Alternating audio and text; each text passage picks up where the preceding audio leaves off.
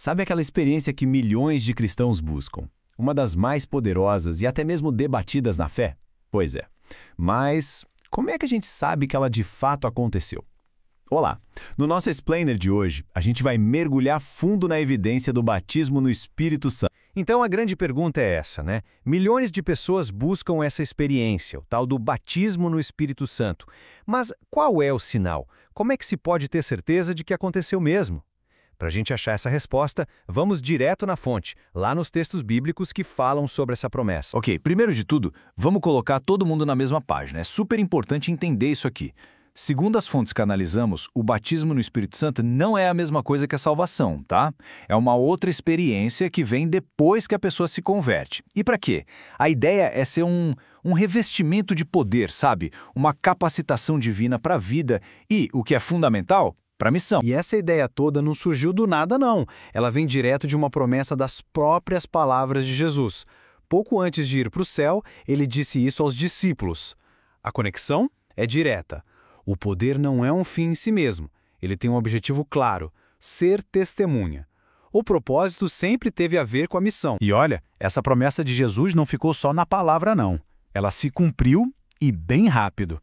A gente é transportado agora para um dos momentos mais marcantes do Novo Testamento, o dia de Pentecostes.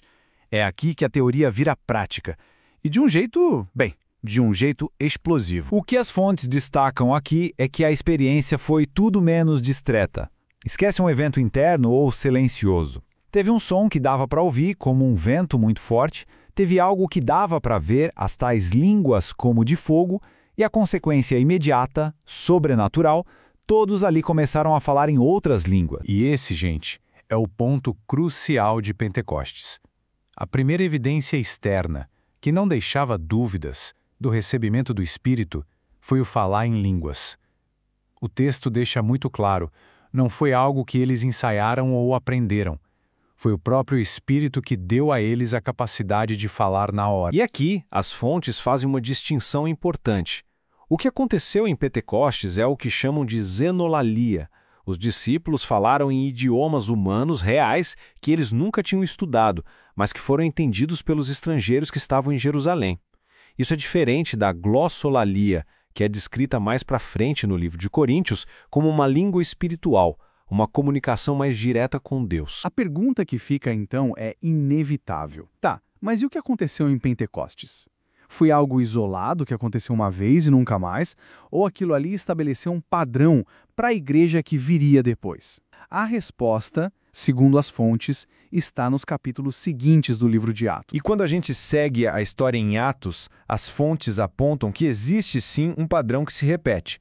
A experiência se espalha para além de Jerusalém e dos judeus. A gente vê isso acontecendo na casa de Cornélio, um gentil, e depois com os discípulos lá em Éfeso. Em cada um desses casos, um sinal claro se manifesta.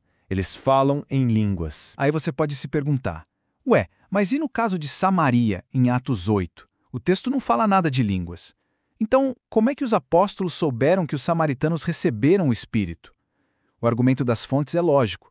Para que eles tivessem certeza e para que um mágico que estava lá até tentasse comprar esse poder, alguma coisa extraordinária precisou ser vista e ouvida, seguindo o padrão dos outros eventos. Então o ponto crucial é este. Em todos os casos registrados em Atos, a prova de que alguém tinha sido batizado no Espírito Santo era uma manifestação externa perceptível. Não era só uma emoção ou um sentimento por dentro. Era algo que as pessoas ao redor podiam testemunhar com os próprios olhos e ouvidos. Agora, a gente chega numa distinção que é fundamental.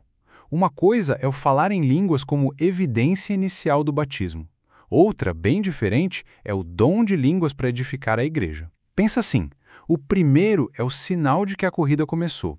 O segundo é uma ferramenta para ser usada durante toda a jornada espiritual. E para usar o dom de línguas no culto, o apóstolo Paulo estabelece regras bem claras lá em 1 Coríntios.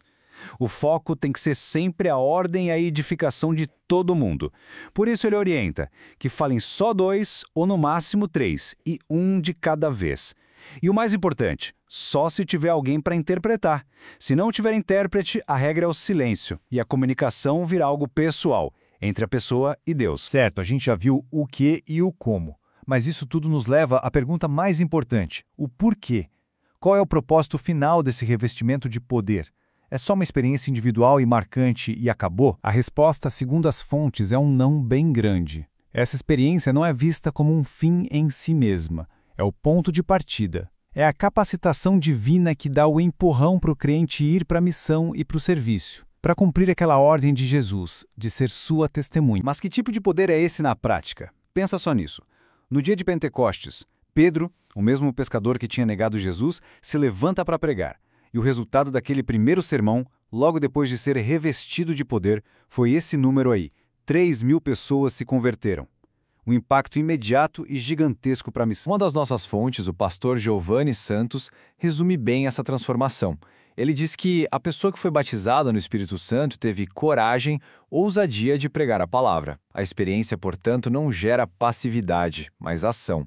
Transforma pessoas comuns em testemunhas sem medo. Então, vamos recapitular rapidinho o que a gente viu. O batismo no Espírito Santo é entendido como aquele revestimento de poder prometido por Jesus. O padrão consistente no livro de Atos aponta para o falar em outras línguas como a evidência inicial. É muito importante diferenciar esse sinal do dom espiritual contínuo. E, por fim, o grande propósito de tudo isso é capacitar os cristãos para a missão. E a gente termina com essa reflexão.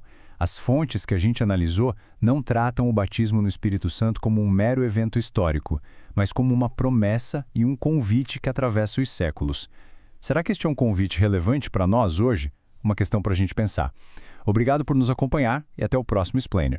Você é professor da EBD? Venha ser membro do canal Descomplicando a Teologia. Toda semana os membros recebem subsídios teológicos, slides, explicação por escrito, dinâmica digitada, plano de aula, videochamada, leitura diária, atividade online e em PDF, mapa mental, grupo VIP, ideias para o encerramento do trimestre e apresentações, simulados, certificados, WhatsApp 73 98141 8544.